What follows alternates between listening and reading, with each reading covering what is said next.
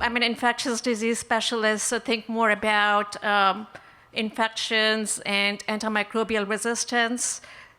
So we'll see the implications of meat production and consumption on these factors. So industrial food, animal production is how almost all the meat and dairy in the US comes. And there are, these operations include thousands of cattle, tens of thousands of pigs, hundreds of thousands of chickens that are confined to single facilities producing enormous amounts of animal waste. And these operations raise serious public health concerns for industry workers, rural communities, consumers of animal products, and the general public. So the shift from extensive to what we know as the type of farming today, which is intensive, started in about the latter half of the 20th century when there was shortage of meats and the demands increased, and there was pressure to engage in more industrial farming practices to increase the production and reduce the costs. So these practices have large implications on animal welfare. The overcrowding induces stress and increases susceptibility to infections. Worker health is impacted in the transmission of diseases from animals to workers occurs, and these workers can then spread infection into their communities. There are also infections from consuming raw or undercooked meat. And as I will talk further, that now a lot of the feeds includes, besides additives, a lot of antibiotics, which can contaminate the food supply. And there's emergence of antibiotic resistance from feeding animals large amounts of antibiotics, and this erodes effectiveness of life-saving drugs. And finally, there is emergence of novel viruses from these industrial operations, and that includes new influenza strains. So antibiotics are used in livestock for two purposes. One is, more of a legitimate purpose, and that is treatment of infections. But surprisingly, over 90% of the antibiotics that are actually used in these industrial operations is really to actually promote growth. And it was discovered sometime in the 60s that subtherapeutic doses in animal feed improves feed conversion efficiency. So there is more muscle, milk for a given amount of food by mostly affecting gut flora. So by about 2001, 80% of the total antimicrobial use in the US was for non-therapeutic purposes in animal agriculture. So only about 20% is actually used for therapeutic purposes in humans or animals. This here graph shows just the amount of increase in antimicrobial use over a 10-year period. So you can see there's just about a 50% increase from about 2001 to 2011. So how does resistance develop? So when animals are fed large amounts of subtherapeutic doses of antibiotics, their gut flora, a lot of it is destroyed by the antibiotics, but bacteria that are resistant to those antibiotics emerge, and these superbugs then can be passed to humans in three ways. One can be just farm workers who have direct contact with the animals, and two, it can be that the drug-resistant bacteria can linger on improperly cooked meat, and then be transmitted into the community. And third, the fertilizer or water that's contaminated with animal feces can spread superbugs to the food crops. And here is an example of a superbug that many of us know about, and that's the methicillin-resistant Staph aureus, or MRSA.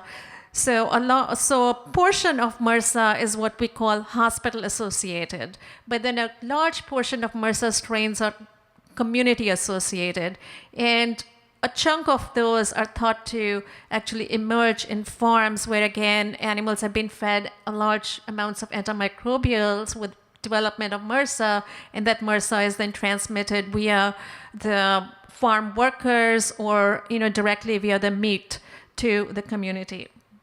So here is an example of resistance to antibiotics, cephalosporins in salmonella. So salmonella are bacteria that are commonly found in a variety of the gut of a variety of animal species.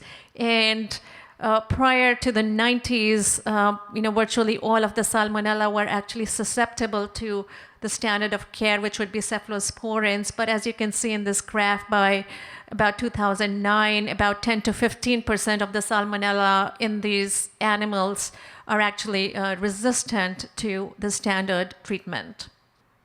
And now focusing on what we refer to as medically important antibiotics, so not just all antibiotics. When you just focus on medically important antibiotics, again you'll see that 70% are actually consumed by animals for growth purposes. And so antibiotic use is not uniform across the world. It's probably not that easy to see the graph, but the regulation is tighter in some countries. So you can see Norway, Iceland, New Zealand on the top here, where antibiotic use in terms of milligrams per kilo of meat is much lower, and the US falls somewhere over here, and then we have Italy, Spain, and Cyprus over there. So US, the consumption the use is quite high.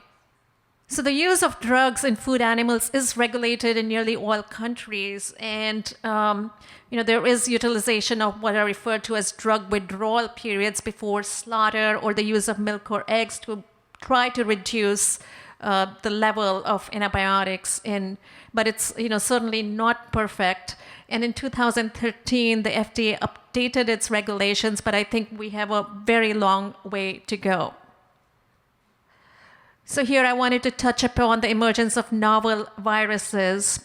And so a variety of influenza viruses emerge from the interaction between species, particularly the pigs, the birds, and humans. And that can happen either in industrial operations, as we were seeing with intensive farming, or in live markets, as are frequently seen in China.